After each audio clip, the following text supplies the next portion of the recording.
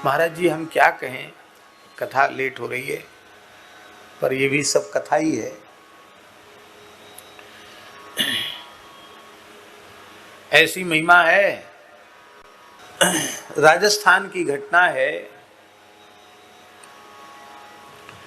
उस घटना का उल्लेख श्री नाभा गोस्वामी जी ने किया है।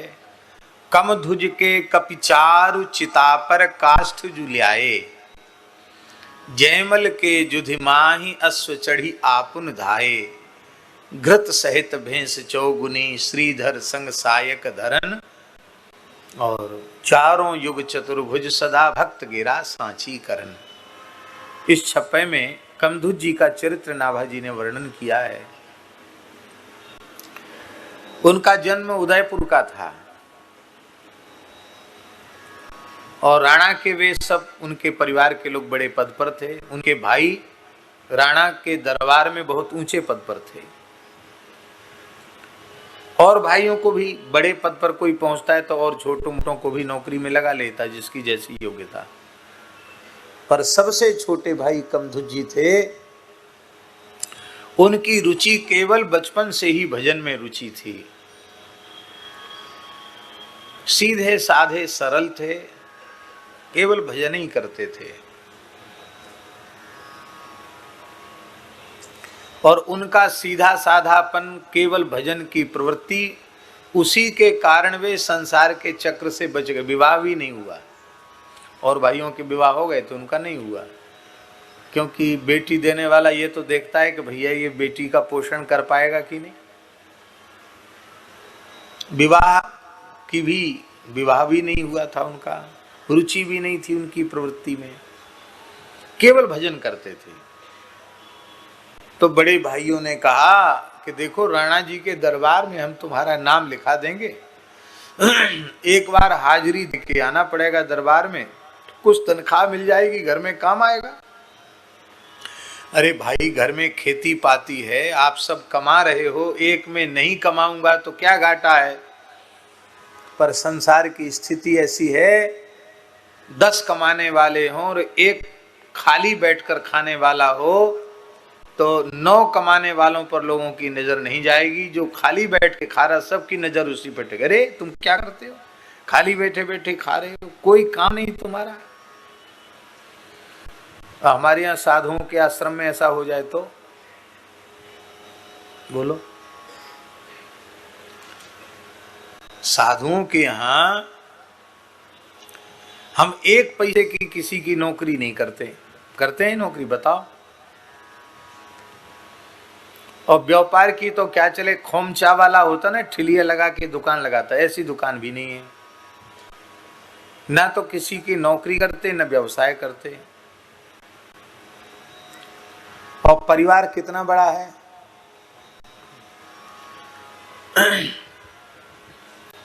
लगभग 100 मूर्ति तो मलुक पीठ में हमेशा रहते हैं और पंगत में 300 से 400 तक हम न रहें तो भी, और हम जब रहते हैं तो 1000 मूर्ति कम से कम रोज प्रसाद पाने वाले हो जाते। क्यों? किसी को भी मनाही नहीं है, मनुष्य मात्र कोई भी चला आवे सबको प्रसाद है। ये तो हुआ साधुओं का परिवार, और जो हजारों गौ माता खड़ी हैं वो भी अपना परिवार ही है, हैं?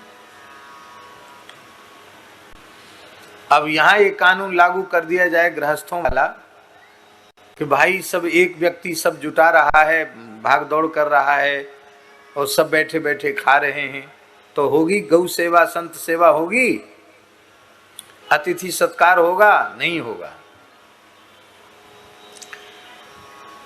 तब ये बात हम लोगों के मन में क्यों नहीं आती है? बोलो। इसलिए नहीं आती है कि यदि हम यह सोचते हैं कि हमारे द्वारा चल रहा है तो हमसे बड़ा मूर्ख इस धरती पर कोई दूसरा नहीं है। भगवान ने कृपा करुणा करके हमें निमित्त मात्र बनाया है। हम अपना पेट नहीं भर सकते, हम दूसरे का पेट भरने का ठेका कैसे ले सकते हैं? ये सब कुछ भगवान के अनुग्रह से हो रहा है। भगवान ही करता है और भगवान ही कारयिता हैं, करने कराने वाले भगवान हैं, खाने वाले भी भगवान, खिलाने वाले भी भगवान, और खाने खिलाने की व्यवस्था जुटाने वाले भी भगवान हैं। ये बात मन में पक्की बैठी रहती है, इसलिए ये बात कभी नहीं आती कि भाई देखो भेंट दक्षिणा मिलती वो तो सब अपनी अपनी रख लेते हैं, तो और खर्च तो केवल स्थानधारी को करना पड़ता है। ये बात कभी मन में नहीं आती। क्यों नहीं आती? इसलिए नहीं आती कि हम थोड़ी कुछ कर रहे हैं, भगवान कर रहे हैं, भगवान ही कर रहे हैं, सच्ची बात है। लेकिन संसार की स्थिति है कि एक व्यक्ति यदि कुछ नहीं करता है तो वो सबकी नजरों में खटकता है। तो बात बात पर लड़ाई होती थी कि ये कुछ नहीं करता है, भोजन तो करता है, करता कुछ नहीं। यद्यपि कमधु जी घर में कोई कार्य दिखाई पड़ता था तो उसको कर लेते थे, सेवाभावी थे वो, लेकिन लोगों को था ये कमाते नहीं। तो इन्होंने कहा कि आप लोग तो नौकरी कर, अरे बोले तुम अपना नाम लिखा दोगे, 100-200 रुपया और घर में आ जाएगा महीने का, तो तुम्हारा क्या घाटा है। तो उन्होंने कहा कि झूठा नाम लिखा के और हम खाली हाजिरी लेने जावें और बिना काम के, राजा के काम के बिना हम तनख्वाह लेवें, ये तो असत्य व्यवहार है, झूठा व्यवहार है, ऐसा हम नहीं कर सकते। और घर में जब किसी वस्तु का अभाव नहीं है तो आप लोग हमको नौकरी के लिए बाध्य क्यों करते हैं? हम तो राम जी के नौकर हैं, हमको राम जी का ही नौकर बना रहने दो। अरे बोले राम जी के नौकर तो हो, खाते तो यहां हो। देखो पहले का है फिर खा, वर्णमाला में पहले क्या है? पहले वर्णमाला में है का और उसके बाद में है खा, माने पहले करो फिर खाओ। और तुम्हारे जीवन में का तो हटा दिया, खाई खा रह गया, ये ठीक नहीं है।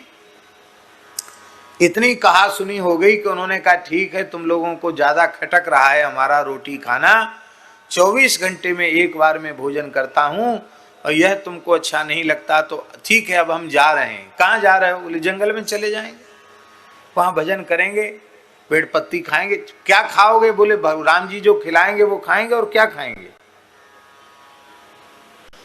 कैसे रहोगे? बोले रह लेंगे, इसकी आप चिंता ही मत करो, हम रह लेंगे, घर छोड़ देंगे। भाइयों ने कहा कि चलो ठीक है, वहां रह लोगे, जो मिलेगा सो खा लोगे, पर एक बात बताओ, मान लो मर गए तो तुम्हें जलाएगा कौन? कौन खबर लेगा तुम्हारी? जलाएगा तुम्हें कौन? तो उन्होंने कहा कि हम ही अकेले मरेंगे, आप लोग नहीं मरेंगे क्या? आप लोग भी तो मरेंगे, आपको कौन जलाएगा? बोले हमारे लड़के बच्चे हैं, वो हमारा दाह संस्कार करेंगे, तुम तो कुछ नहीं आगे पीछे, तुम्हारे कौन जलाएगा? घर में रहोगे, घर में मरोगे, कुछ कमाओगे तो कोई ना कोई संस्कार भी कर देगा, गति भी तुम्हारी सुधर जाएगी। कमधु जी ने कहा कि हम जिसके नौकर हैं वो हमें जलाएगा, उसको चिंता है हमारी, आप लोग हमारी चिंता मत कीजिए। भाई भी थोड़े नाराज ज्यादा थे, उन्होंने कहा जाने दो इसको, किस काम का है हमारा, जाने दो। सोचते थे कि आखिर जाएगा कहाँ, आखिर लौट के यहीं 2-4 दिन में आ जाएगा, बैराग्य ठंडा पड़ते ही आ जाएगा। लेकिन वो ठंडा पड़ने वाला वैराग्य नहीं था। आप जंगल में गए तो फिर लौट के नहीं आए, अहर्निश भजन करते। और भैया राम भरोसे जे रहे पर्वत पे हरियाए, तुलसी विरवा बाग में सींचे ते कुम्भलाए। भगवान के भरोसे रहने वाले सब जगह आनंद में रहते हैं। संत दादू दयाल जी की साखी है,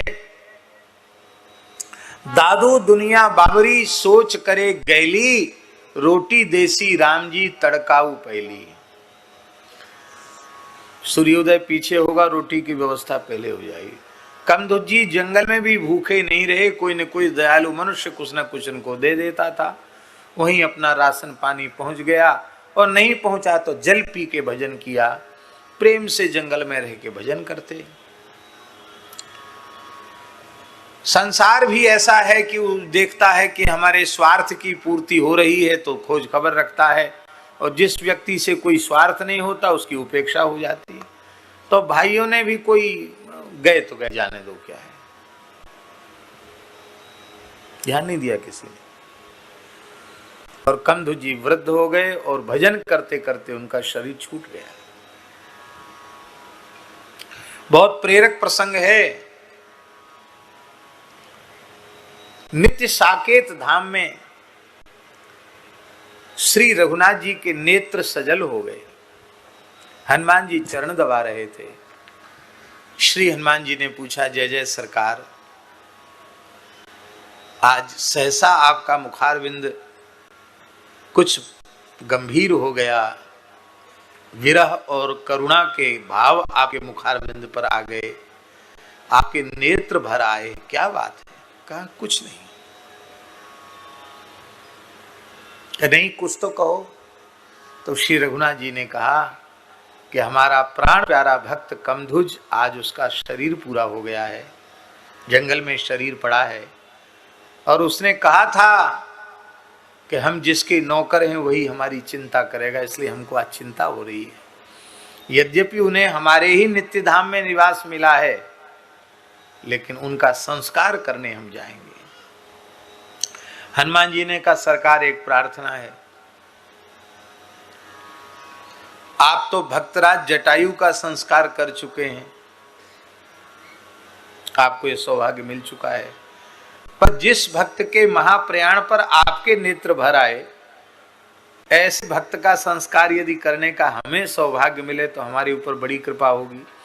तो आपकी उपस्थिति में, आपकी हाजिरी में, और मैं यदि शास्त्र विधि से उनका संस्कार करूं तो मेरे ऊपर आपकी बड़ी कृपा होगी। रघुनाथ जी ने हनुमान जी को स्वीकृति दे दी। हनुमान जी हैं मनोजवम मारुत तुल्य वेगम, सातों समुद्रों का जल, सारी धरती की पवित्र नदियों का, तीर्थों का जल थोड़ी ही देर में उपस्थित कर दिया।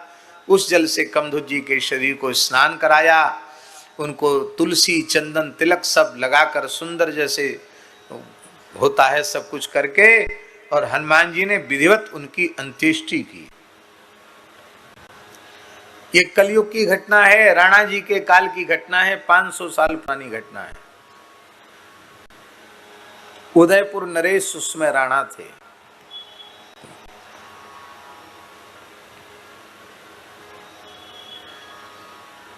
और महाराज उस जंगल में जितनी प्रेतात्माएं थीं, वो कमधुज जी की चिता के धुआं के लगने से मुक्त होकर सब भगवत धाम चले गए।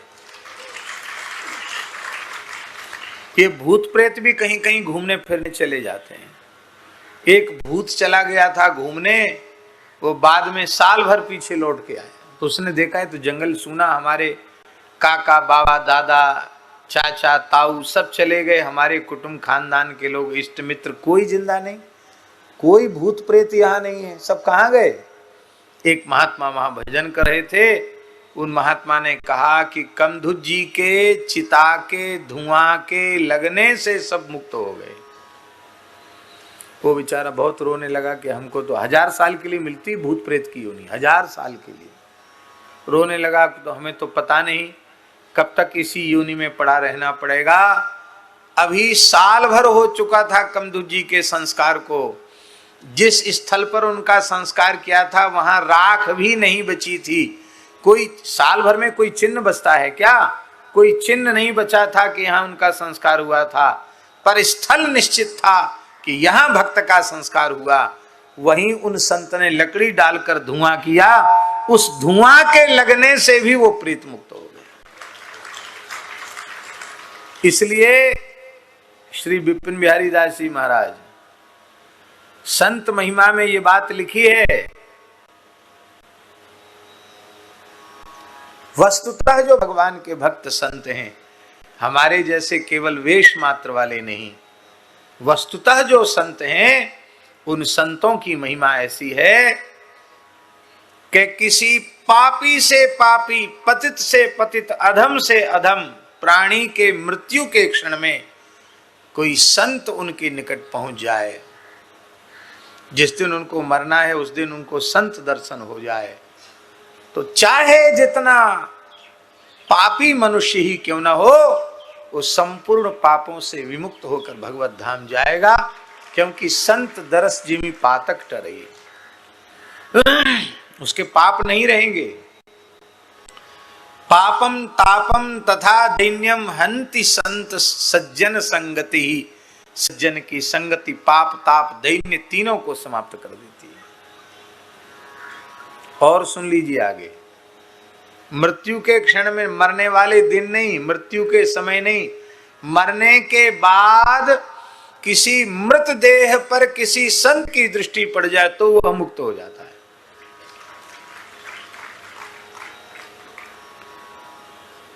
देह पर दृष्टि नहीं पड़ी, अंतिम यात्रा निकल रही थी, राम नाम सत्य है, गोपाल नाम सत्य है, और महात्मा स्वाभाविक रूप से जा रहे थे, उनकी नजर पड़ गई। उन्होंने पूछा जांचा नहीं कि किसका मुर्दा है, कौन है, कैसे मरा, कुछ नहीं पूछा जांचा, पर उनकी नजर पड़ गई। इतने से वह पापी नरक में नहीं जाता, वो मुक्त हो जाता है। यहां तक कि चिता जल रही है, उस प्रज्वलित चिता पर किसी संत की दृष्टि पड़ जाए तो भी वह मुक्त हो जाता है। होए संत धन गुरु जिन हरि नाम सुनायो, मदन गोपाल